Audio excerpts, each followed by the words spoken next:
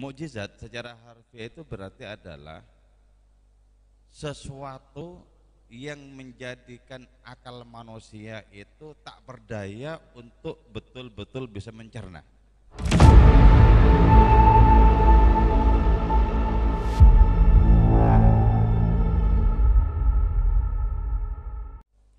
Oke, kita lanjutkan kepada kajian tentang kitab Burdah. Sekarang memasuki bab tentang mukjizat.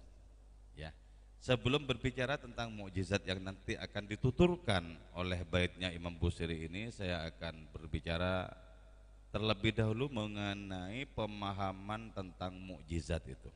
Mukjizat secara harfiah itu berarti adalah sesuatu yang menjadikan akal manusia itu tak berdaya untuk betul-betul bisa mencerna. Mukjizat. Dan pelaku mukjizat itu bukan para nabi, tapi al-fa'ilul hakiki wallah, pelaku yang hakiki di balik seluruh mukjizat itu adalah yang maha. Apa yang kita sebut sebagai Tuhan alam semesta.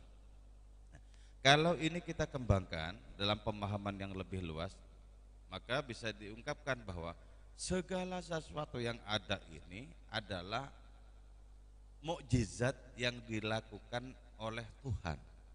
Jadi segala sesuatu yang ada ini, karena segala yang ada ini mukjizat, maka ketika kita memandang dengan batin kita yang bersih, apa saja yang ada di alam raya ini betul-betul bisa menggetarkan, karena langsung terhubung dengan pelaku hakikinya, yaitu Tuhan.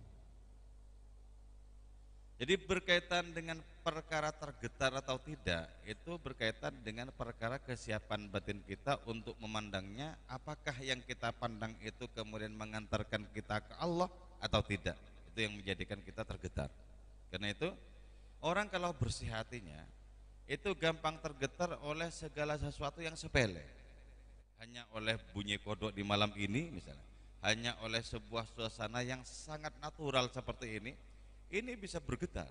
Jadi kebergetaran batin itu ditentukan oleh kesiapan untuk bersinggungan langsung dengan yang menciptakan suasana. Karena itu begini ya, ketika Allah Ta'ala menyatakan sesungguhnya Allah itu tidak malu mengungkapkan tentang nyamuk sebagai sebuah perumpamaan. Innallaha la yastahi ayyadriba mathalan ma ba'udatan fama fawqa. Kenapa? Karena sehandal-handalnya manusia dengan ilmu pengetahuan dan potensi yang dimiliki, tidak ada yang bisa menciptakan nyamuk itu.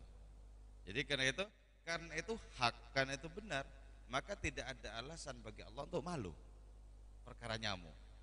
Kalau perkara nyamuk saja membuat orang-orang merasa tidak bisa menyaingi Allah, apalagi tentang diri kita. Diri kita ini sesungguhnya merupakan objek mukjizat yang sangat nyata. Objek mukjizat yang sangat nyata diri kita ini. Seluruh komponen pada diri kita ini betul-betul menggetarkan kalau kita bersinggungan dengan Allah ketika menyaksikan diri sendiri.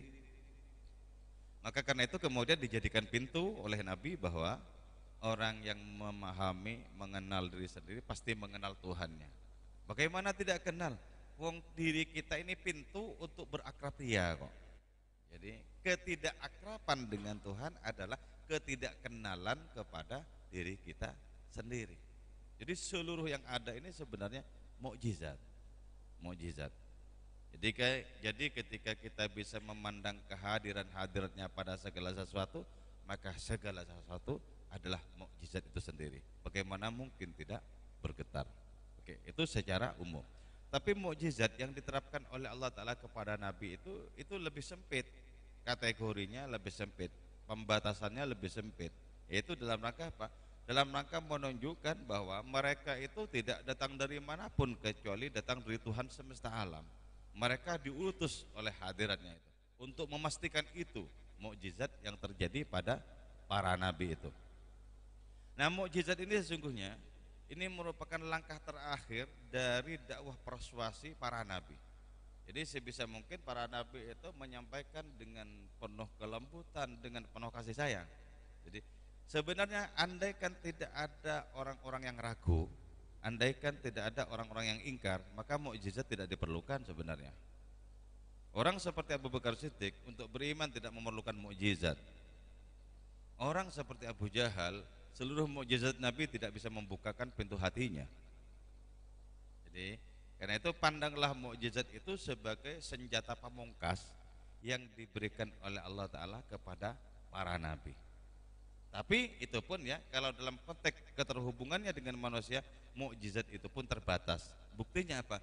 Buktinya tidak bisa menggetarkan semua orang. Karena itu tidak ada satupun nabi kecuali mereka itu diimani sekaligus diingkari. Jadi, ada saat-saat tertentu di mana mukjizat tidak memiliki efek apapun. Seperti Nabi ketika menggenggamkan tangannya, seperti Abu Jahal ketika menggenggamkan tangannya dan dia berkata kepada Nabi, Muhammad ini apa? Nabi menjawab, bagaimana kalau tidak saya tebak, tapi saya suruh bersyahadat yang ada di genggamanmu. Oh, itu lebih angel Muhammad. Buka sekarang juga itu kerikil dan dengarkan apa kata kerikil. Jadi ketika tangannya itu dibuka dan ada kerikil itu bersyahadat, itu tidak membuat Abu Jahal tergetar dan karena itu tetap menolak adanya kebenaran. Nah, bagi kita yang jauh hidupnya setelah Nabi, sangat penting juga sebenarnya kita menyusuri mukjizat itu. Untuk apa? Untuk bisa kita sentuh dengan pengetahuan rasa, dengan ilmu rasa. Jadi kalau kita bisa menyentuh kisah tentang mukjizat dengan ilmu rasa, maka ketergetaran kita tidak kalah dengan ketergetaran orang-orang yang menyaksikan mukjizat di zaman Nabi, tidak kalah. Jadi karena itu kita perlu merefresh spiritualitas kita agar menjadi jernih ketika kita membaca sirah Nabi, membaca sirah para nabi, membaca manaqib para wali. Itu bisa kita merasakannya nyata di hadapan kita kalau kesiapan rohani kita itu memang bagus.